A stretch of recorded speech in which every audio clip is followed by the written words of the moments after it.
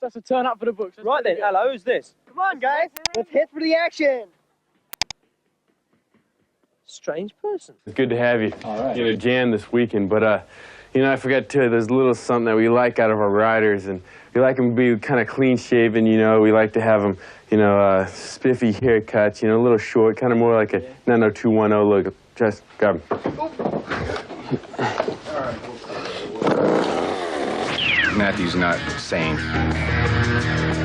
Anything that's dangerous, he's going to try to do. He just likes pushing the limit. He's incredible. He really is. Insane? No. Crazy? Well, maybe a little. Pushing it? Definitely. Matt Hoffman's the guy who makes you hang onto your seat and bite your lip. The tricks are bigger, the air is higher, and the attitude is more radical than ever before. Matt is on a crusade to breathe new life back into the old sport of freestyle BMX.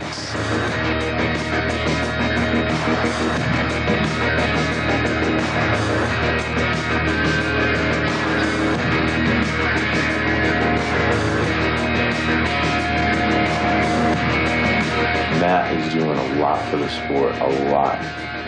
You know, he's setting the pace, and whereas before everybody was into going and getting a big sponsorship, they wanted to go for that big deal, whereas Matt's done everything his own way. He's a rider setting the pace for other riders, which is very good for the sport right now. High five. The letters BMX stand for bicycle motocross, and that's how the sport started out in the 70s, racing on a motocross style track.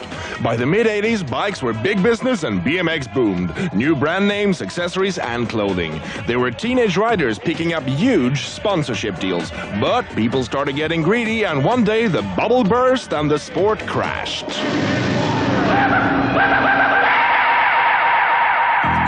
Since its exile to the wastelands, the freestyle side of BMX has been kept alive by an element of hardcore enthusiasts. They call themselves sprocket jockeys, guys who have set about rebuilding the sport on more solid foundations. This time the motivation's not money, it's for the love of the sport.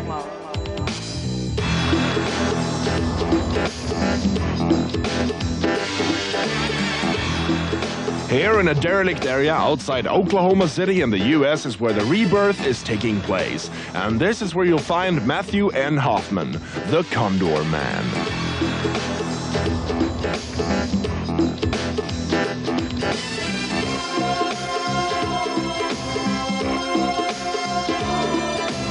All right, this is where we do all our business. Here's Steve doing some accounting stuff.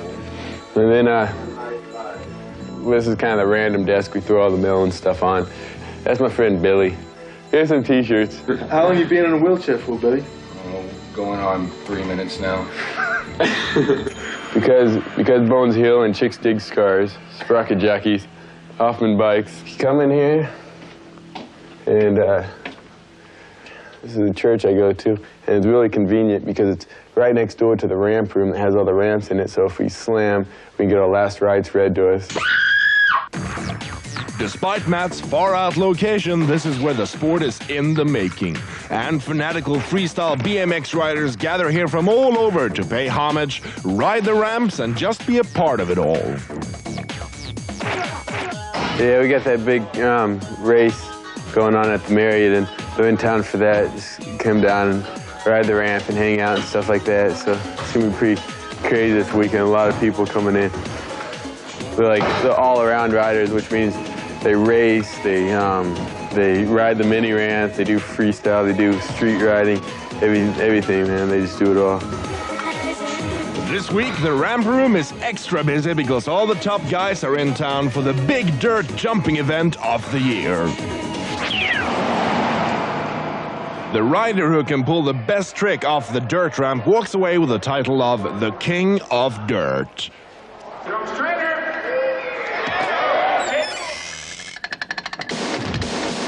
All the top guys are here, that is, apart from one. And Matt's on his way to pick him up right now, very soon anyway. There he is, that's the one he's picking up. Hey, You need some help here? Yo, man, these wires! Haro, GT, HOFFMAN bikes, all those companies. I hate them all. Oh, you gonna do the jumping contest? Yeah.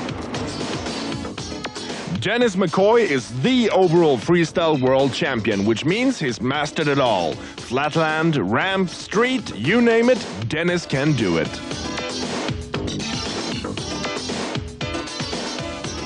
Flatland, just whatever you can think up on flat ground, using your pegs, your brakes, rolling around, spinning, you know, involves a lot of different type of tricks.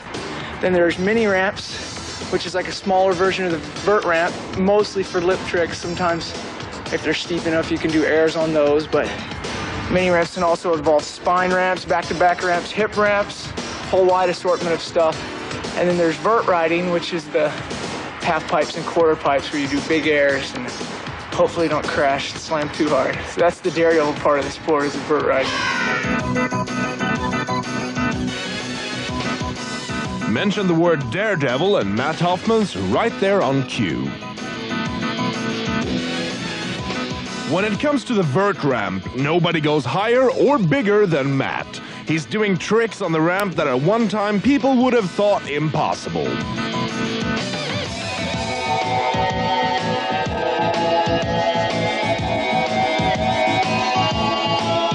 He's crazy. He's weird. He's goofy. I mean, what can you say? He's a nut. There's no limits at all. Just whatever he wants to do, he does. He's pushing it. You know, because not that many people ride to their fullest ability, and he's showing that so many people can go further with their ability. And, you know, that's what I look up to him for.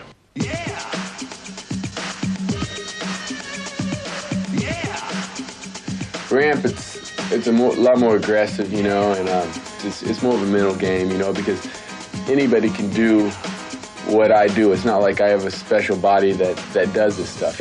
Actually, if I could use someone else's body, I probably could do a lot more stuff, you know, because it's probably in better shape than mine, you know. But you know, it's just this part that kind of they get you through with ramps and stuff.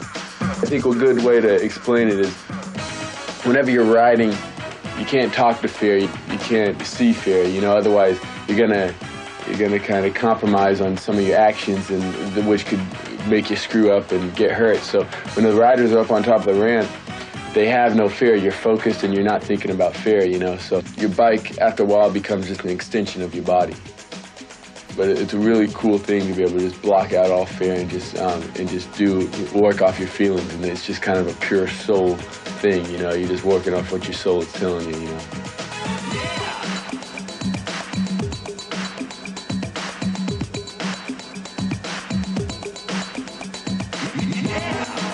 Matt's riding has become so spectacular that nowadays he takes the show on the road to spread the word.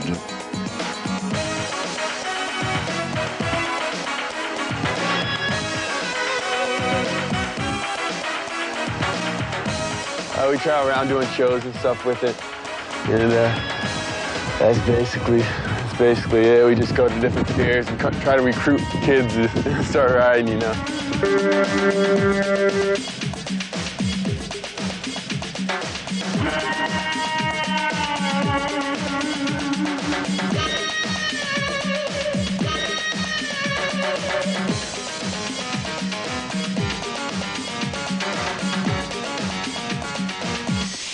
This is where I always ride.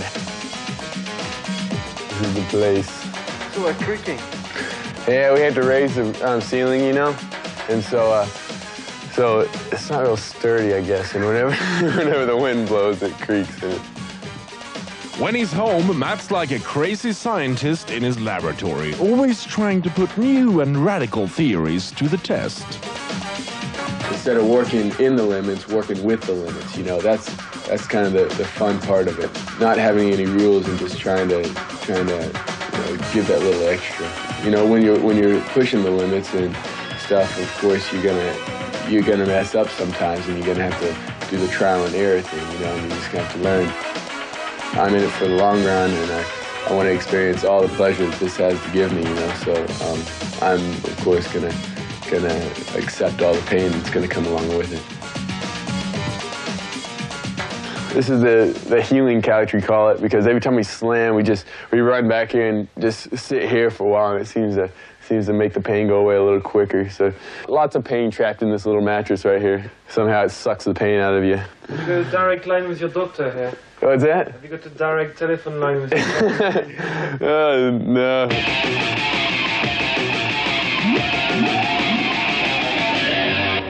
This is most disturbing. Matthew Hoffman's not the only one who likes to experiment a little.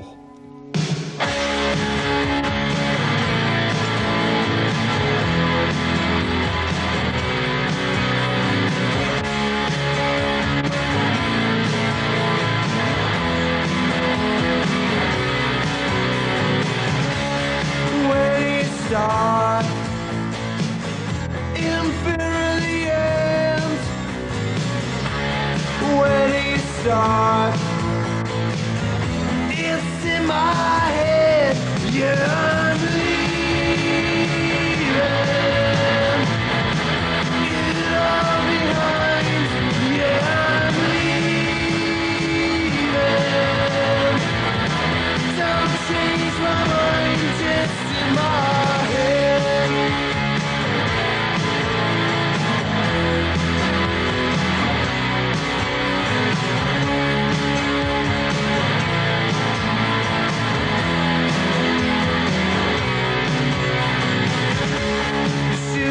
Show me, I know where you live. I look in a phone book, just wait for me to ring. Is that fisherman in his blood reeling in it? Matt's one rider who could never be accused of not going for his tricks, which means that when it does go wrong, he slams hard. When you get to this level in the sport, slamming becomes as much a part of it as pulling off the trick. And so by now, Matt knows as much about pain and injuries as he does about backflips. Okay, Matt, tell us about this place. Where are we? This is at my mechanic shop. Yeah, it's kind of body mechanics. I have to go put myself in the shop every once in a while, and this is the guy that fixes me all up. Cracked tibia, crank stabbed leg, countless concussions, 6 broken ankles. I broke my wrist, 10 screws and a plate put in my ankle, reconstructed shoulder surgery. So I'm doing therapy right now, just trying to get my shoulder all fixed up and stuff, so.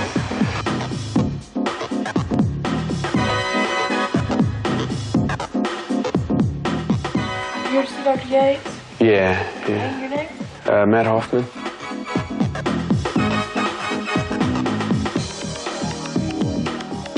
Describe Matt as an absolute orthopedic surgeon's dream and a father's nightmare. 3 broken toes. I had orthopedic knee surgery, and then I had a bruised kidney. I broke my jaw disc one time. And I keep putting him back together as long as he wants to keep riding. It's not something I enjoy. 4 fractured teeth, a tumor removed from my leg, a lot of stitches. I got hit by a car 4 times. If Matt was my son, I'd have a different opinion, most likely. Loose bone fragments in my left elbow. I stubbed my pinky toe once, and I broke both my thumbs. Broken foot metacarpals. We also hope that by the time he reaches the ripe old age of 30, he can get out of bed in the morning. I strained my eyes reading in the dark. 3 broken collarbones. I got amnesia, I think. 2 broken ribs. That's about it.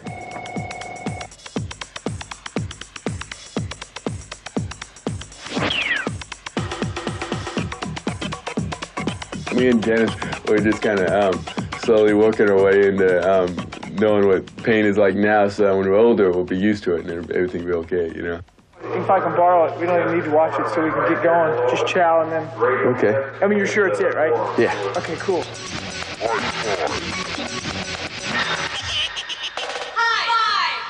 With Matt laid up and temporarily out of action, it's up to Dennis to give the ramp room its regular workout.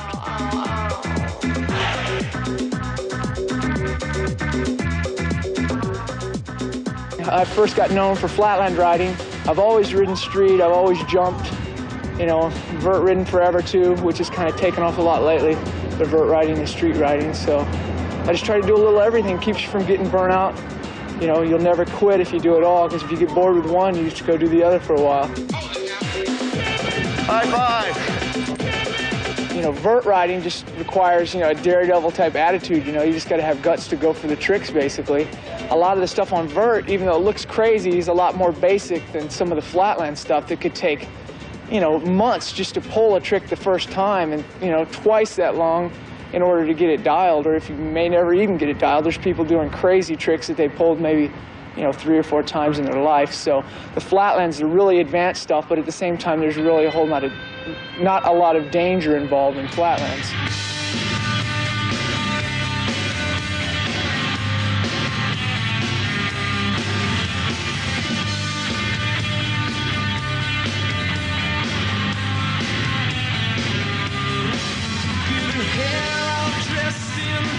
Rags, with eyes all painted pale.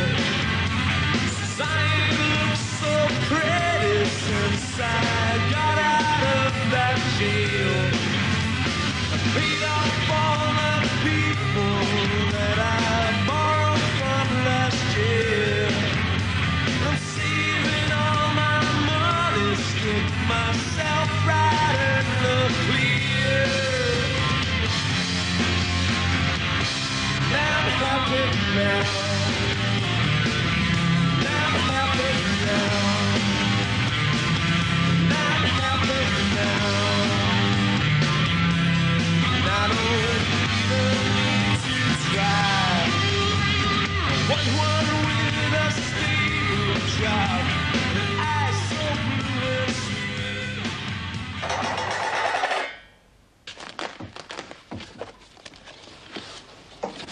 What do you got here, Chuck? We got our sound system. It's what we listen to when we ride. It's what we use. What kind of music you into? Oh, country music. No, rap and hardcore, stuff like that. Is it easy when you got some tunes going? Get some tunes? Oh yeah, you get psyched when you're listening to stuff that you like to listen to. So, just get y'all hyped up. Ready to go out and try killing yourself.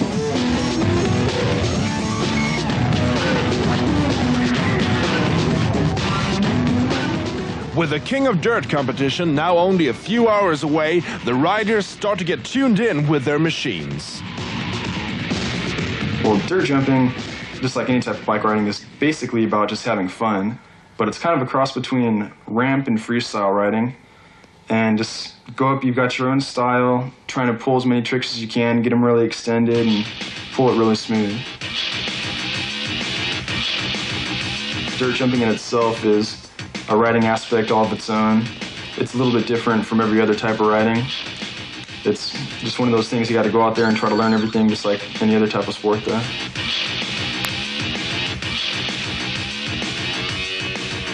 Myself, I'm doing maybe 3 or 4 tricks to a bar hop, like a nothing to a bar hop to a nothing can-can to a no-footer.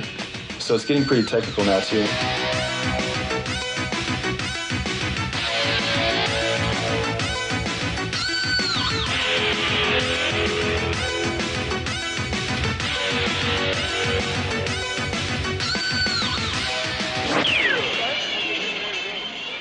Normally, dirt jumping takes place in the big outdoors, but the King of Dirt is an indoor event, allowing the spectators a good look at the action.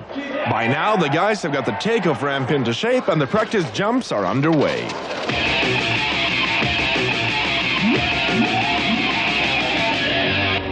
This is most disturbing. Some people are into BMX, and some aren't.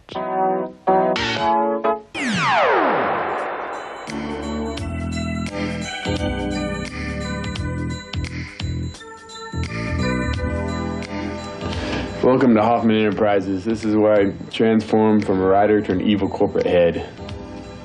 Gotta do what you gotta do. With Matt spending so much time on the healing couch, there's plenty of time for him to concentrate on building and marketing his own bikes. I mean, we haven't broken one of our bikes, and we've been riding them for a year now, you know, and I used to break other companies' bikes for like, I mean, I've broken 3 in a day before, you know.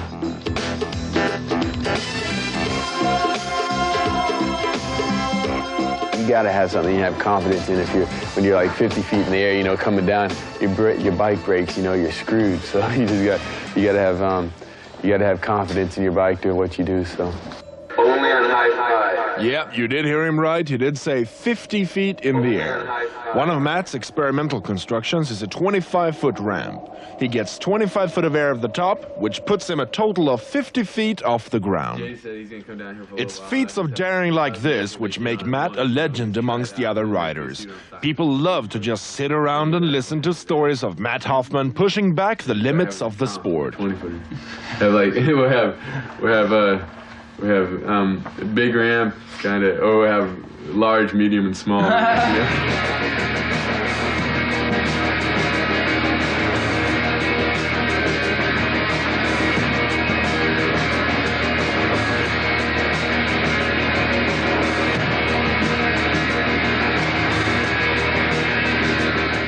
I live for the day. That's you know, I don't put limits in front of me. You know, if I want to do something, I do it because, you know, I don't want to regret it. You know, I'm going to do what I want to do. Only on high five. It's showtime. A blitzing evening of BMX action is scheduled for Oklahoma City's Meridian Center. The crowds have come under the pretext of watching the Grand Nationals race action. But the real fascination is with the side of the sport which is getting radical. The grand finale, the King of Dirt. The pros are the main show. We have, you know, really cool rides stuff for the pros, but then it's kind of the side attraction. And actually, they probably like, the crowd likes the King of Dirt, the jumping better than the pros, I think, you know, because they want to see somebody, you know, people Knievel syndrome, they want to see blood, you know, they want to see somebody try killing themselves and, you know, it's getting rad.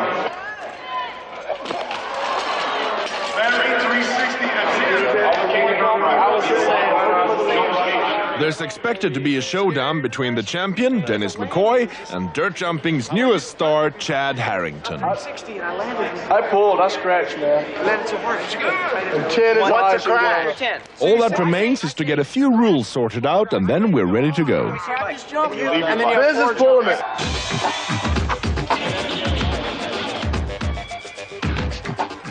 Matt's not jumping, but he gets the honor of casting the judges' vote.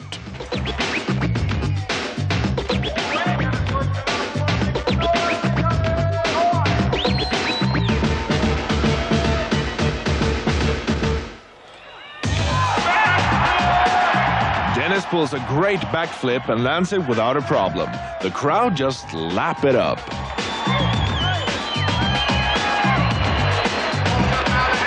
Now the pressure's on Chad.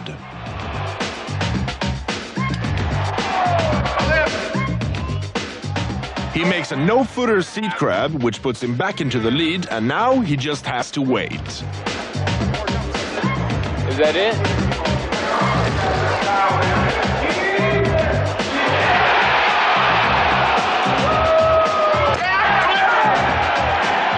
Jody lands his first ever backflip attempt. Gives him a buzz, but not the lead.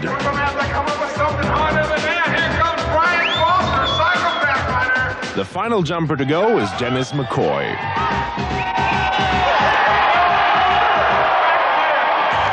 Yeah, Dennis makes a no-footer backflip, and we're talking radical air. To pull off this jump on the night is a definite competition winner.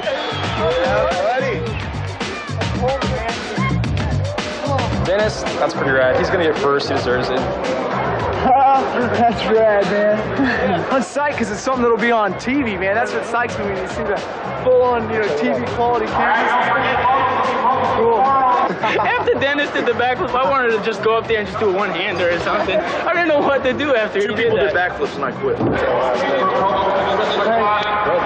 I know you're still the ruler, but the big tricks matter here. That's rad, man. Way to go, man. BMX will never die. If every major bike company dropped their team, if every magazine stopped making magazines, if every contest ceased to exist, I'll still have my ramp in my backyard, you know? My friends will still have their ramps. We'll still all go street riding on the weekends. So, you know, it could die in the public eye, but it's never going to actually die. I couldn't get up because the bike banged into my shin and it just major pain. Injured at all? No, I'm fine. I can feel the blood running down my arm, but not very pleasant feeling. It goes away in a week.